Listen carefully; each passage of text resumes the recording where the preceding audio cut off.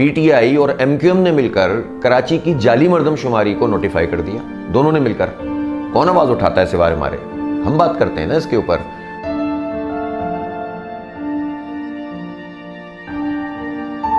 Quota system میں غیر معینہ مدت کے لیے پی ٹی آئی اور ایم کیو ایم نے مل کر اضافہ کر دیا۔ یہ وہ کوٹا سسٹم ہے جس کے لیے لاشیں گر گئیں۔ تو بھائی تم خود ہی چھرا گھونپ رہے ہو، تو ہم آواز اٹھا رہے ہیں نا اس کے خلاف۔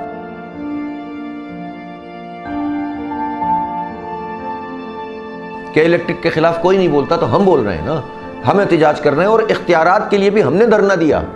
ہم نے 29 دن کا دھرنا دیا تو پیپلز پارٹی نے آ کر ہم سے بات کی اور ایگریمنٹ کیا ہے۔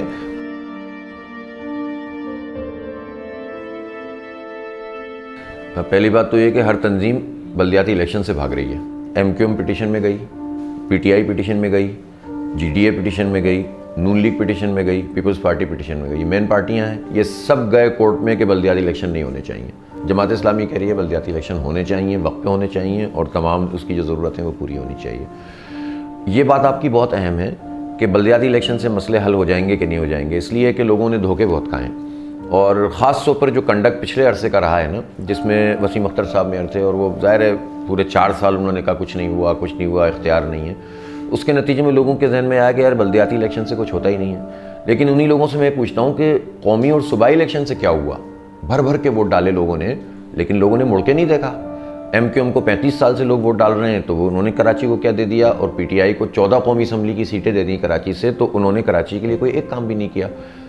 لیکن بات یہ ہے کہ یہ پھر بھی بلدیاتی الیکشن اس لحاظ سے بہت اہم ہے کہ اس میں اگر یہ صحیح چوائس کریں گے نا اپنی، مطلب میں تو سیدھی بات کرتا ہوں کہ جماعت اسلامی کا میئر ہوتا پچھلے عرصے میں وسیم اختر صاحب کی جگہ اگر نعمت اللہ خان ہوتے تو وہ روتے رہتے یا کام کرتے؟ جتنا اختیار تھا اتنا کام کرتے، بقیہ اختیار کے لیے لڑتے۔ یہی ہمارا ماڈل ہے، یہ جو اختیار ہوگا اس سے زیادہ کام کریں گے، اور باقی اختیار کے لیے جینوئن طریقے سے لڑیں گے، سودے بازی نہیں کریں گے۔ نعمت اللہ خان صاحب جب سٹی ناظم بنے تھے، اس وقت میئر کو سٹی ناظم کہتے تھے، تو اس وقت کراچی کا جو پورا بلدیہ کا بجٹ تھا 4 سے 5 ارب روپے کا تھا۔ ٹھیک ہے، بہت سارے محکمے ان کے پاس آئے، یہ بجٹ وہ 4 سال میں 42 ارب روپے پہنچا کر گئے۔ ٹھیک ہے، نعمت اللہ خان صاحب نے کراچی کا بنیادی انفراسٹرکچر ٹھیک کر دیا۔ نعمت اللہ خان صاحب جب 4 سال بعد ان کی دور نظامت ختم ہوئی تو کراچی کی 80% گندی گلیاں جنہیں ہم کہتے ہیں نا وہ بھی بن چکی تھی۔ 80%، میں بہتات بتا رہا ہوں ورنہ لوگ زیادہ بتاتے ہیں۔ مین 50 بڑی شاہراہیں بن چکی تھیں، فلائی اوورز بن چکے تھے، انڈر پاس بن چکے تھے۔ ٹھیک ہے، 18 ماڈل پارک 18 ٹاؤن میں افتتاح کر کے چلے گئے تھے۔ 300-400 انہوں نے فیملی پارک بنائے تھے، 32 نئے کالج بنائے تھے، اس کے بعد ایک کالج بھی نہیں بنا اس کے بعد والے دور میں۔ یہ سارے کام انہوں نے کیے تھے۔ کچھ پروجیکٹس ایسے تھے جو K3 منصوبہ جو 100 ملین گیلن کا تھا وقت سے پہلے، اور ٹینڈر کی رقم سے 68 کروڑ روپے بچا کر انہوں نے مکمل کیا۔ پہلا سوال تو یہ ہے نا، جس کے پاس بھاری مینڈیٹ ہے، جو حکومتوں میں موجود ہیں اور رہے ہیں، وہ کے الیکٹرک کے خلاف کیوں نہیں بولتے؟ 2005 میں جب یہ کے الیکٹرک یعنی KESC کے جو ہے وہ اس کو پرائیویٹائز کیا گیا تھا، اس وقت بھی ہم نے مخالفت کی تھی۔ لوگوں نے کہا یار آپ مخالفت کر رہے ہیں، KESC کا محکمہ اتنا خراب ہے۔ ہم نے کہا یار یہ خراب نہیں تھا، یہ محکمہ 80s میں پروفیٹیبل ادارہ تھا، یہ کراچی کی شناخت تھی، لیکن اس کو خراب کیا ان لوگوں نے جنہوں نے یہاں پر سب کچھ قبضہ کر لیا، پھر اپنی مرضی کے لوگوں کو بھرتی کیا، پھر KESC کو یرغمال بنایا، پھر شاہد حامد کو قتل کیا۔ ٹھیک ہے نا، یہ سارے کام ہم نے دیکھے۔ اس لیے KESC برباد ہوا، اس لیے نہیں ہوا کہ یہ گورنمنٹ سیکٹر میں ہے، اس لیے ہوا کہ اس پر قبضہ ہے، قبضہ مافیا ہے۔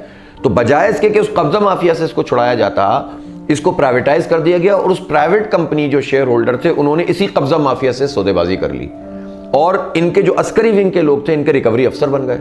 یہ باتیں تو سب کو یاد ہے نا کہ جو بجلی کاٹنے کے لیے آتے تھے وہ کوئی اور لوگ نہیں ہوتے تھے، کسی کی ہمت بھی نہیں تھی کسی ادارے کی اس وقت۔ ابھی تو ہماری نئی نسل کو تو پتہ بھی نہیں ہے کہ کس دور سے یہ شہر گزرا ہے۔ اس وقت تو کسی کی جرت بھی نہیں تھی کہ وہ ایم کیو ایم کی مرضی کے بغیر کسی کا جو ہے وہ نا بجلی کو کاٹ بھی سکتا ہو شہر کے اندر۔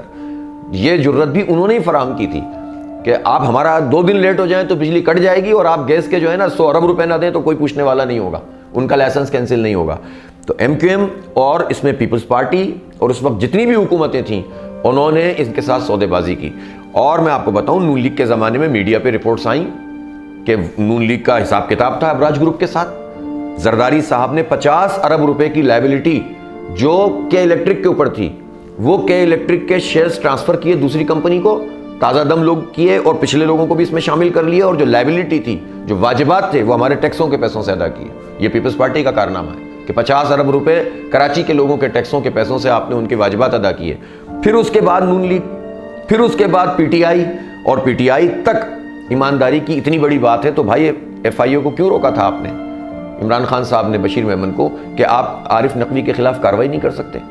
کیوں جسٹس وجی کو پروگراموں میں جانے سے روکا کہ یہ دبئی چیپٹر جو ابراج گروپ کا ہمیں فائنینس کرتا ہے, اسپانسر کرتا ہے, تو آپ ان کے خلاف نہ جائیں؟ تو P T I who, known league ہو, یا جو ہے وہ پیپلز پارٹی ہو اور ایم کیو ایم ہو, یہ چاروں پارٹیاں کے الیکٹرک بیک کرتی ہیں. 100% ذمہ داری سے کہہ رہا ہوں. فارنسک آڈٹ کر لیں, دودھ کا دودھ پانی کا پانی آ جائے گا, ہو جائے گا.